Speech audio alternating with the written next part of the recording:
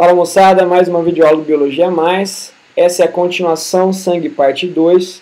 Nós vamos falar aqui, nós vamos terminar de falar da parte dos leucócitos, com a sua, principalmente a parte dos linfócitos agora e plaquetas. Vamos lá?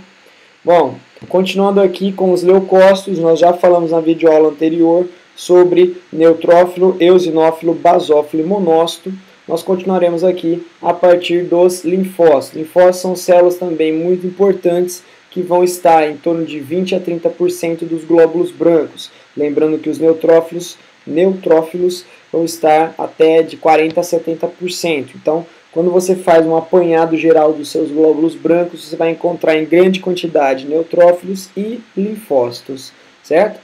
Eles se originam de células-tronco da linhagem linfóide da medula óssea vermelha, enquanto que hemácias, neutrófilos, eosinófilos, basófilos, monócitos e plaquetas originam-se da linhagem mieloide, certo? Aqui um linfócito, aqui outro linfócito. Eu não consigo diferenciar um linfócito T de um linfócito B apenas olhando na imagem. Nós precisaríamos fazer uma análise histoquímica da membrana dele, beleza? Ó, vamos falar aqui de linfócito B. O linfócito B recebe esse nome porque B vem de um órgão de aves chamado de bursa de Fabrícios. A bursa de Fabrício é um órgão linfóide nas aves, nas galinhas, e foi identificado esse tipo de célula que está presente também no nosso corpo, certo? A produção e maturação dos linfócitos B acontece na medula óssea vermelha.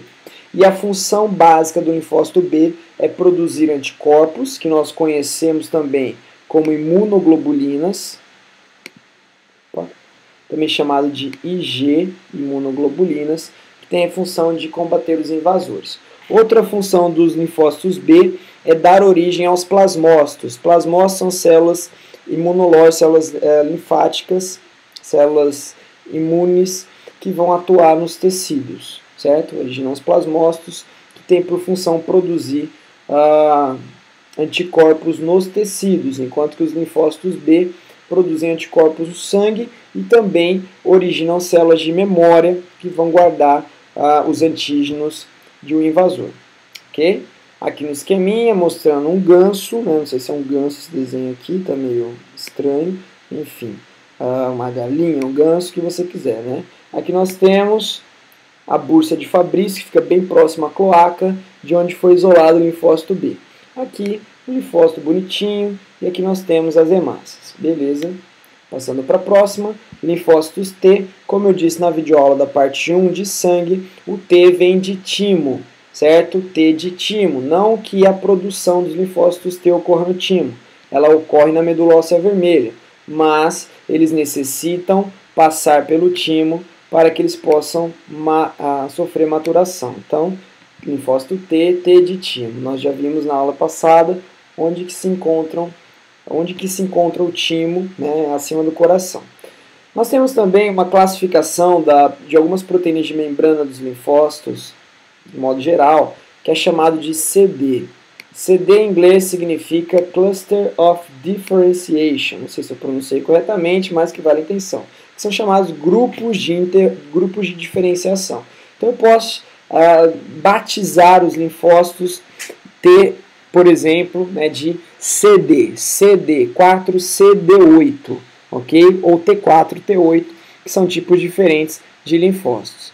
Então, a partir do linfócito T, nós temos essa diferenciação. Linfócitos T4 ou CD4, também chamado de auxiliares, ou em inglês helper, o chamado T-helper, que é o cara que vai ajudar. Tá? Então, a função básica do linfócito T é estimular a produção, a proliferação de linfócitos B e dos linfócitos citotóxicos. Essa é a função. Ele é o general do nosso sistema imunológico. Ele vai fazer o meio campo ali entre macrófago, que é o cara da fagocitose, e os linfócitos B e citotóxicos, que são soldados do nosso sistema imunológico, certo? O outro tipo de linfócito é o linfócito CD8 ou citotóxico.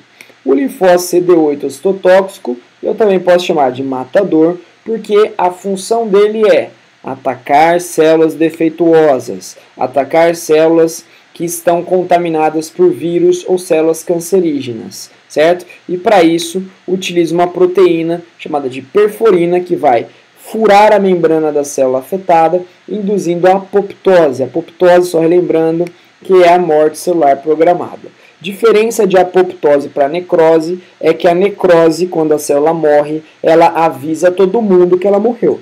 Então, as células de defesa chegam na célula, vem todo mundo ver o que aconteceu, fica inflamado, fica doendo numa necrose. Qualquer lesão tecidual causa necrose. A apoptose, a célula morre e ninguém fica sabendo que ela morreu.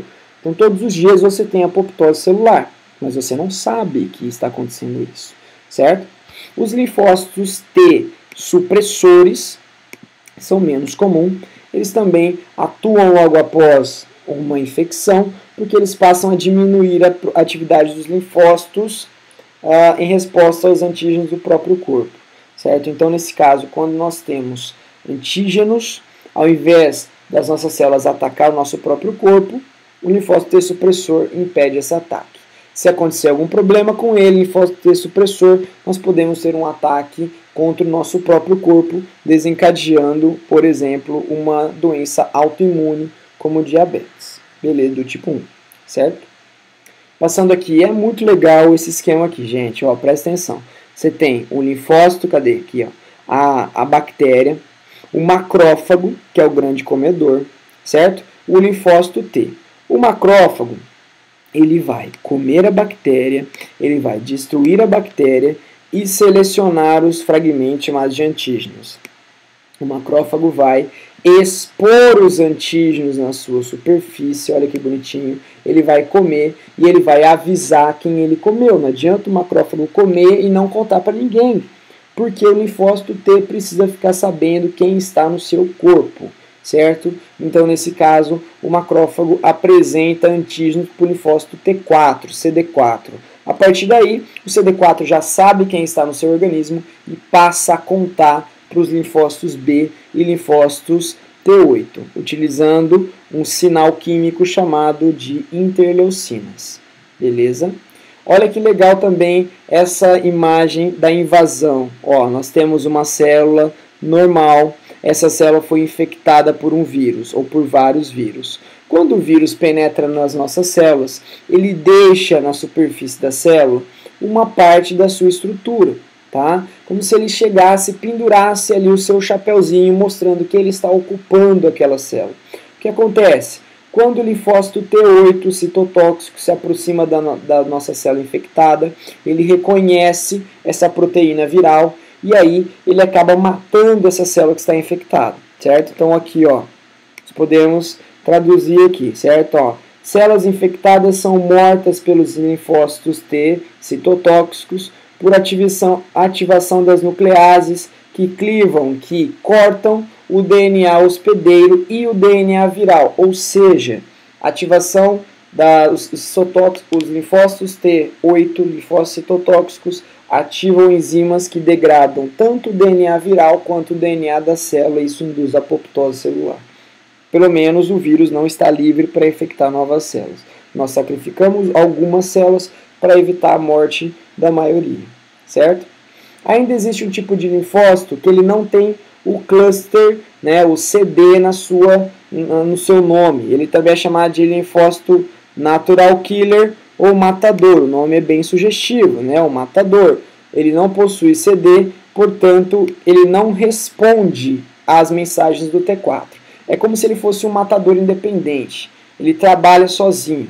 Ele sai procurando células afetadas para que realize a sua função, que é semelhante à do citotóxico. A célula ataca células cancerígenas contaminadas por vírus e células transplantadas. Esse é um dos maiores responsáveis pela rejeição de órgãos transplantados, é o linfócito NK. Tá? Ele trabalha sozinho, ele também usa perforina para matar a célula. E eles não precisam de estímulo prévio para atuarem. Não é aturem, tá, gente? Isso aqui, acabei de ver, tá? Então não é aturem, é atuem, certo? Que atuem diferente dos citotóxicos que precisam do estímulo dos linfócitos T4. Beleza, tá acabando, só tá faltando as plaquetas para a gente encerrar essa videoaula. Plaquetas não são células, que fique bem claro, não canso de falar isso. As plaquetas são fragmentos de uma grande célula da medula óssea vermelha chamada de megacariócito. Ao pé da letra, megacariócito significa célula do núcleo grande, ó, célula do núcleo grande, ok? Responsável pela formação das plaquetas. As plaquetas, então, são anucleadas, possuem um revestimento de glicoproteínas adesivas na sua membrana.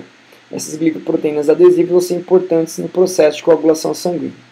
Valores de 200 a 300 mil plaquetas por milímetro cúbico de sangue. Se você tiver um número abaixo disso, você pode ter hemorragia, tá? Também chamada de trombocitopenia. Peninha, né? Tem pouquinho. Então, nesse caso, menos de 200 mil pode dar hemorragia. Acima de 300 mil, 400 mil, 500 mil, pode ter trombose. Trombocitose é o nome dessa anomalia, que pode coagular o sangue dentro dos vasos, levando a obstrução de artérias, de veias e até amputação de membros, certo? Fundamental participação na cascata de coagulação, que a gente vai ver agora, logo em seguida. Então aqui, ó, só para ilustrar, as células da medula óssea com todas as suas linhagens, o megacariócito, que é essa célula gigantesca aqui, certo? Em comparação com as outras células, nós vemos aqui hemácias, linfócitos, neutrófilos, monócitos, cadê um eosinófilo? Aqui um eosinófilo, que bonitão, um eosinófilo aqui, tá? O que mais? Acho que é isso. Isso aí. Basófilo, eu não consigo ver nenhum aqui mesmo, ok? Difícil. Aqui, ó, núcleo grande, megacariócito, aqui o megacariócito explodindo, olha que maravilha, ó, o megacariócito explodindo aqui, liberando as plaquetas que vão atuar na coagulação do sangue, certo? E aqui a gente tem dois esqueminhas, esse esqueminha mostra o processo de coagulação, eu tive uma lesão no vaso, as plaquetas começam a liberar substâncias que vão dar início à cascata de coagulação, elas vão se ligando, né, elas vão se conectando aqui, aderindo umas às outras para iniciar o coágulo. Depois dessa cascata que eu vou explicar aqui, forma-se esse adesivo chamado de fibrina. A fibrina vai trançar uma rede aqui adesiva, as hemácias vão ficar presas na fibrina e assim nós teremos o coágulo que finalmente vai estancar a hemorragia.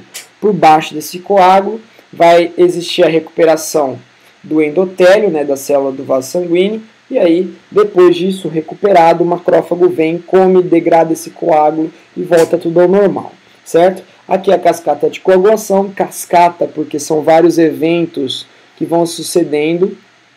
Se algum evento desse for interrompido, a cascata ela é paralisada, certo? Então, nesse caso aqui, ó, lesão no tecido, plaquetas aglomeradas, libera, vamos lá, grifando, isso é importantíssimo, libera tromboplastina, é a primeira substância a ser liberada. O fígado, com a ajuda da vitamina K, produz uma proteína chamada de protrombina. A tromboplastina, com o cálcio, transforma a protrombina em trombina. A trombina, ela vai ativar o fibrinogênio em fibrina. E a fibrina é uma proteína adesiva que vai gerar o coágulo, certo? Muita gente me pergunta, professor, eu não consigo decorar essa sequência, tromboplastina, protrombina, trombina, fibrinogênio e fibrina. Não tem problema. Para isso, eu fiz uma música para vocês, vou ter que cantar de novo, pagar o mico, certo? Música do Jorge Mateus, do João Bosco e Vinícius, estou trocando aí, é tudo igual, sertanejo, mas que vale a intenção, tá? Coagulação sanguínea, certo? Em azul, ó, bem destacado para vocês, os elementos principais, tromboplastina, cálcio, trombina, fibrinogênio e fibrina, tá? Então eu vou cantar uma vez, depois você decora essa música aí, é meio chiclete e vai te ajudar bastante para estudar para a prova, certo? Então, ó, 3, 2, 1. Escorre sangue, escorre, que o coágulo se forma e a tromboplastina, ajudada pelo cálcio, faz a protrombina transformada em trombina e o fibrinogênio ativado em fibrina estancou. Tem que fazer estancou com a mãozinha assim, ó, mas vocês não estão vendo eu fazendo mesmo, então não vai adiantar, mas faz com a mãozinha, estancou, aí fica legal. Beleza, gente? Ó, espero que tenha sido bem útil essa videoaula, espero que vocês consigam ir bem na prova no vestibular. Ok? Biologia Mais sempre com vocês. Um abraço, moçada, e até a próxima.